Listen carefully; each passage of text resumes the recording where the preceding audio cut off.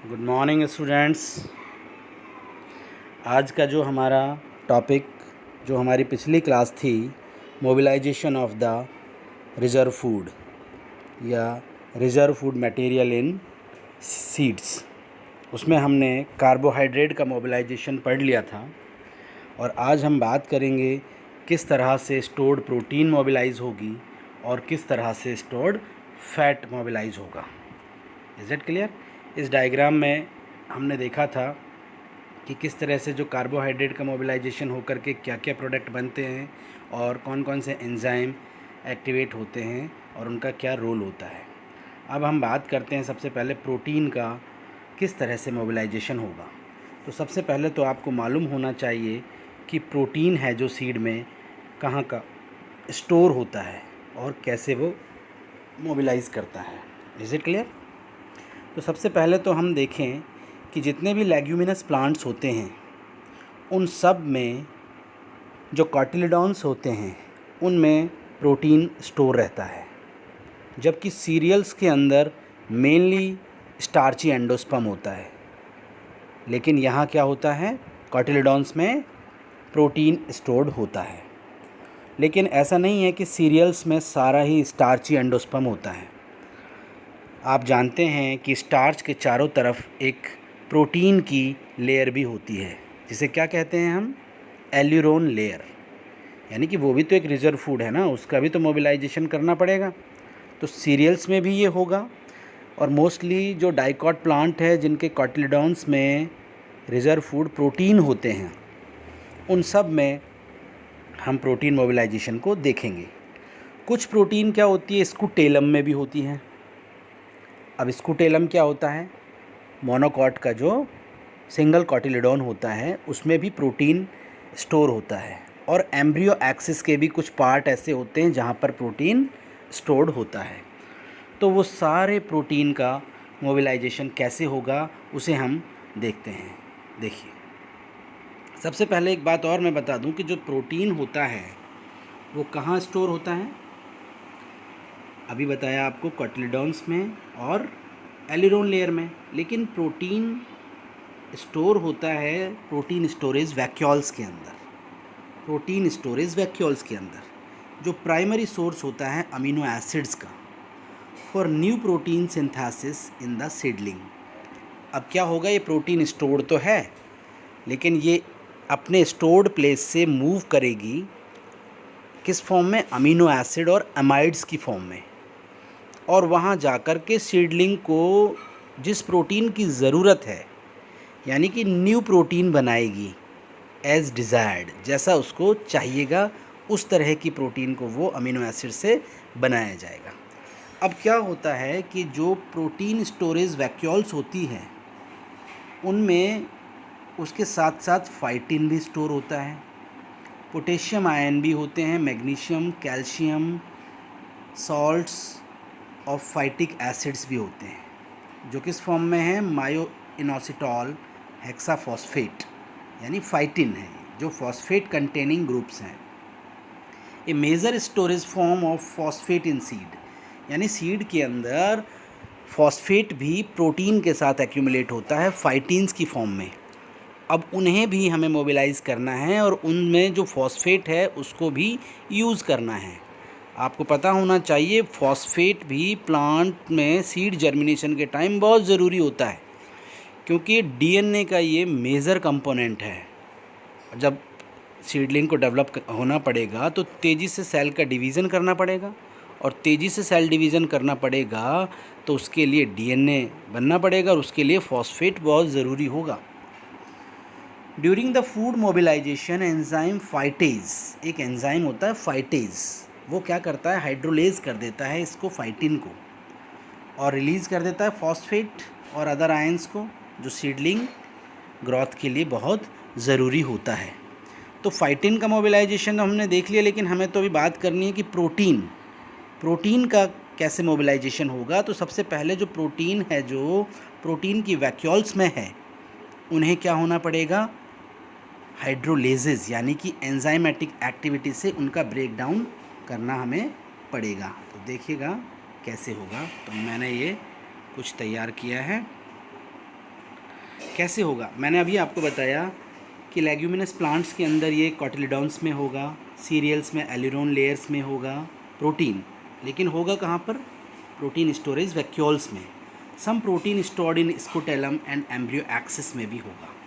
तो सबसे पहले हाइड्रोलिटिक एंजाइम्स, हाइड्रोलिटिक एंजाइम या हाइड्रोलेज एंजाइम क्या होते हैं?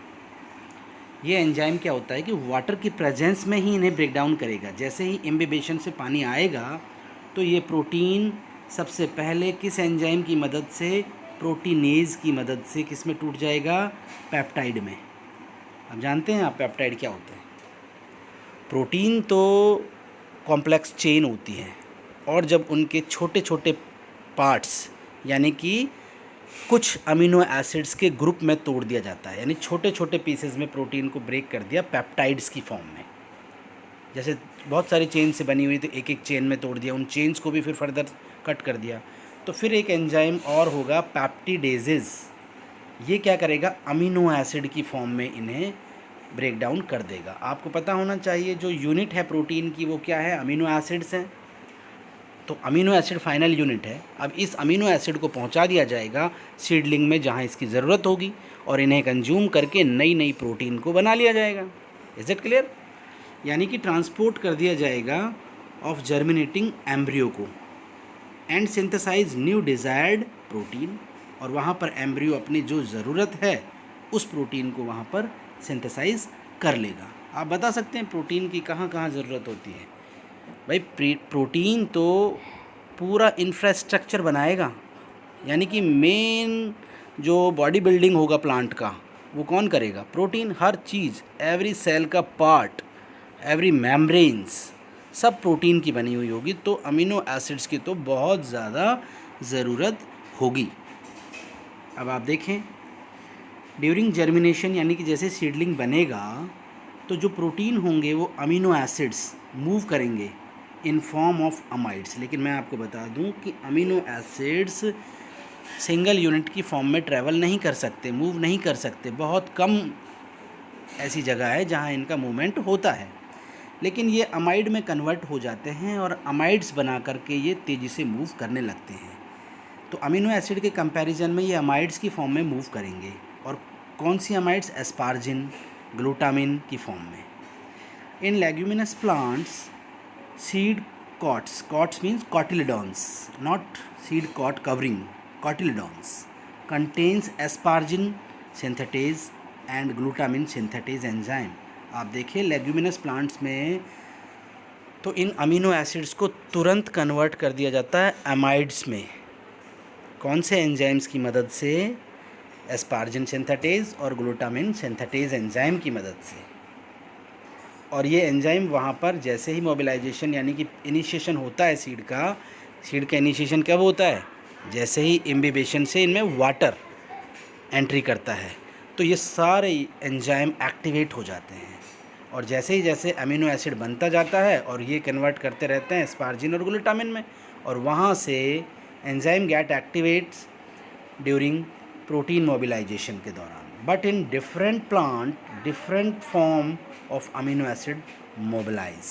अब ऐसा नहीं है कि एक ही अमीनो एसिड की फॉर्म में ये मोबिलाइज होंगे या सर्टेन अमाइड्स की फॉर्म में मोबिलाइज होंगे। अलग अलग प्लांट्स में अलग अलग फॉर्म में अमीनो एसिड मोबिलाइज कर सकते हैं। जैसे मैं बात करता हूँ, कुछ एग्जांपल्स हमने लिए हैं। पी, मटर के अंदर ये ट्रांसपोर्ट होगा किस फॉर्म में? होमोसेरीन अमीनो एसिड की फॉर्म में। होमोसेरीन अमीनो एसिड बन जाएगा, जो सेरीन अमीनो एसिड है उसका ही एक आइसोमर है, उस फॉर्म में मूव करेगा।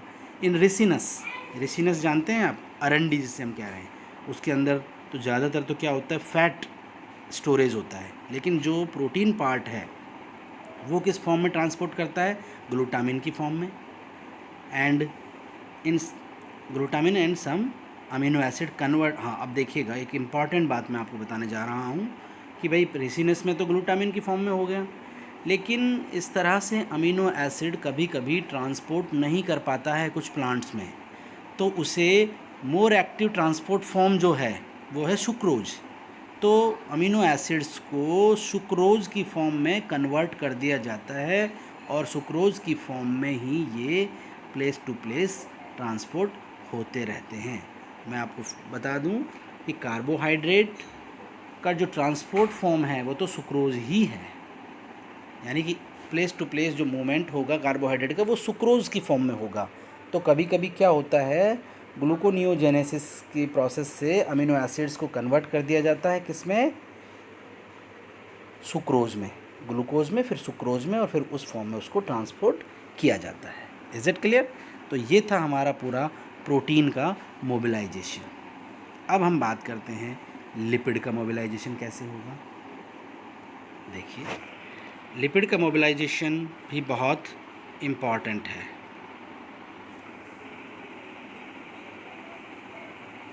यहाँ देखिए, नहीं ये तो अभी प्रोटीन का ही है,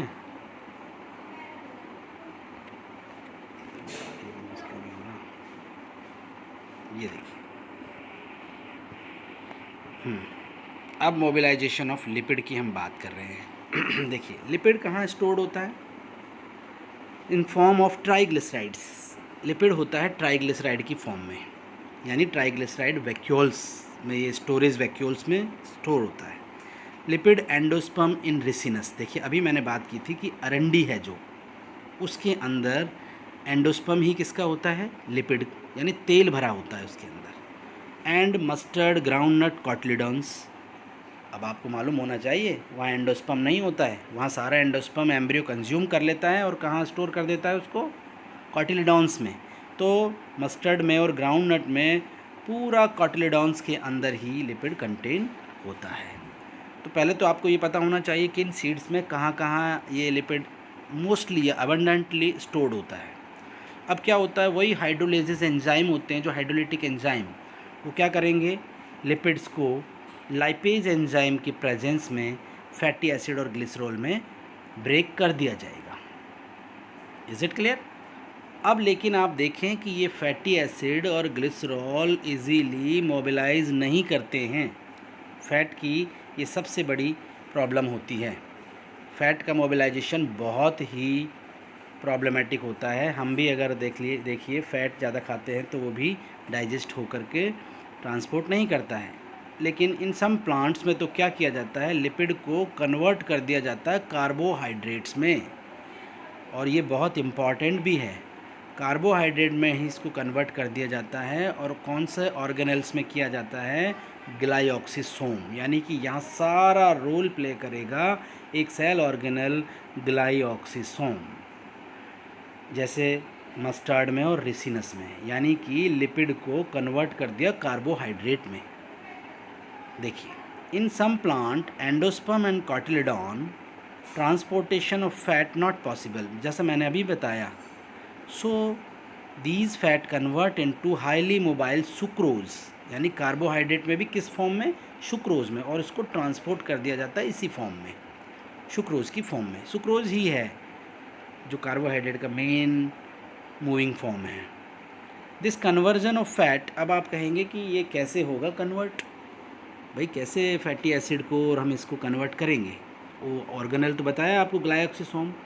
the conversion of fat into sucrose या glucose takes place in coordination of mitochondria. देखिएगा, अकेला ग्लाइऑक्सिसोम ही नहीं करेगा, mitochondria, oleosomes, glyoxysomes and cytoplasm, इनके कोऑर्डिनेशन से ही ये सारा कन्वर्जन संभव हो पाएगा। और ये कब, जैसे ही सीड जर्मिनेशन इनिशिएट होगा तो उसी समय इन चारों का कोऑर्डिनेशन स्टार्ट हो जाएगा। चार कौन कौन, माइटोकॉन्ड्रिया, ओलियोसोम, ग्लाइऑक्सिसोम एंड साइटोप्लाज्म। अब आप देखिएगा, फैट या लिपिड किस फॉर्म में स्टोर्ड है, ट्राइग्लिसराइड्स की फॉर्म में, जिन्हें हमने ब्रेक भी कर दिया लाइपेज एंजाइम से, किसमें, फैटी एसिड में, और रिज़र्व टिश्यू में ये स्टोर हो गया। ट्राइग्लिसराइड की फॉर्म में भी हो सकता है अगर वो ओलियोसोम्स हैं। ओलियोसोम्स क्या होते हैं, रिज़र्व फैट की जो बॉडीज़ होती है उन्हें ओलियोसोम्स हम कह रहे हैं। और कुछ फॉर्म में लाइपेज ने इन्हें फैटी एसिड में ब्रेक भी कर दिया है। अब इसे कहाँ पर ले जाया जाएगा, इन ओलियोसोम से निकाल के फैट को, फैटी एसिड को किस में एंट्री कराई जाएगी, ग्लाइऑक्सिसोम में। और आपको मालूम होना चाहिए, आपने पढ़ा भी होगा, फैट का मेटाबॉलिज्म होता है बीटा ऑक्सीडेशन से, और बीटा ऑक्सीडेशन कहाँ किया जाता है? केवल ग्लाइऑक्सिसोम में। यानी कि फैटी एसिड का बीटा ऑक्सीडेशन किया जाएगा ग्लाइऑक्सिसोम में, और वहाँ ग्लाइऑक्सिसोम में इस फैटी एसिड को कन्वर्ट कर दिया जाएगा एसिटाइल कोएंजाइम ए में। एसिटाइल कोएंजाइम ए को कन्वर्ट कर दिया जाएगा सक्सिनेट में, यानी सक्सिनिक एसिड का जो आयोनिक फॉर्म है सक्सिनेट में कन्वर्ट कर दिया जाएगा, और ये सक्सिनेट एंट्री कर जाएगा कहाँ पर? माइटोकॉन्ड्रिया में। अब माइटोकॉन्ड्रिया में ये सक्सिनेट क्या बनाएगा? ऑक्सैलो एसीटेट बनाएगा, OAA, ऑक्सैलो एसीटेट। अब ये वहाँ से निकल के ट्रांसपोर्ट कर दिया जाएगा कहाँ? साइटोप्लाज्म में। Is it clear? और फिर कन्वर्ट हो जाएगा ग्लूकोज में। साइटोप्लाज्म में इसको ग्लूकोज में कन्वर्ट कर दिया जाएगा, और ग्लूकोज से आपको पता है मूविंग फॉर्म सुक्रोज है, इसको बदल दिया जाएगा सुक्रोज में, और फिर सुक्रोज को जहाँ भी ज़रूरत है वहाँ पर ट्रांसपोर्ट कर दिया जाएगा। यानी कि फ़ैट को फैटी एसिड की फॉर्म में सीधा ट्रांसपोर्ट या मोबिलाइजेशन सीड जर्मिनेशन के समय नहीं किया जाता है, और उसको ग्लूकोज में कन्वर्ट कर दिया जाता है। और वो ग्लूकोज में कन्वर्जन है जो 4 ऑर्गेनेल्स के कोऑर्डिनेशन से होता है। सबसे पहले जैसे जैसे हमने आपको बताया है इस तरह से ये, लेकिन ग्लाइऑक्सिसोम का मेन रोल है, क्योंकि जो बीटा ऑक्सीडेशन परफॉर्म होगा वो केवल यही होगा। तो एक बार फिर से आप उस पूरे डायग्राम को आप देखिए। स्टार्टिंग वाले डायग्राम में